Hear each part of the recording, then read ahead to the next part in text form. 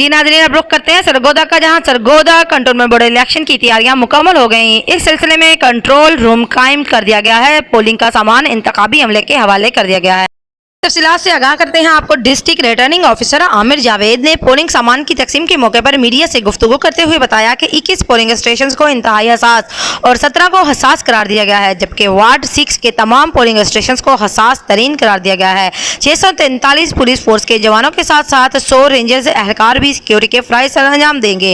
Presiding officers को polling agents को result दिए बगैर पोलिंग स्टेशन न छोड़ने का हुक्म दिया गया है। मुबसरीन और मीडिया नुमाइंदगान को पोलिंग अमल का जायजा लेने की मुकम्मल आज़ादी दी गई है। सरगोदा कंटोनमेंट बोर्ड के 10 वार्ड में रजिस्टर्ड वोटर्स की तादाद 74,832 है, जिनमें खवातीन वोटर की तादाद 36,020 और मर्द वोटर्स 38,812 हैं, जो कुल अपने नुमाइंदों के इंतखाबात के लिए अपना हक राय दही इस्तेमाल करेंगे। कंटोनमेंट बोर्ड इंतखाबात के लिए 10 वार्ड में 58 उम्मीदवार मैदान में हैं। मुस्लिम लीग नून ने सबसे ज़्यादा 9 वार्ड में अपने उम्मीदवार खड़े किए हैं। हुक्मरान जमात पाकिस्तान तहरीक इंसाफ के प्लेटफॉर्म से 6, जबकि पाकिस्तान पीपल्स पार्टी और जमात इस्लामी के नामजद करदा 3 उम्मीदवार इलेक्शन लड़ रहे हैं। दूसरी तरफ इंतखाबी अमल के लिए 59 पोलिंग स्टेशन पर 59 प्रिजाइडिंग अफसरान, 187 असिस्टेंट प्रिजाइडिंग अफसरान और 187 पोलिंग अफसरान खिदमात सर अंजाम देंगे। अमन अमान की सूरत हाल को बरकरार रखने के लिए फुल प्रूफ सिक्योरिटी यकीनी बनाने के लिए पुलिस और रेंजर्स फोर्स ने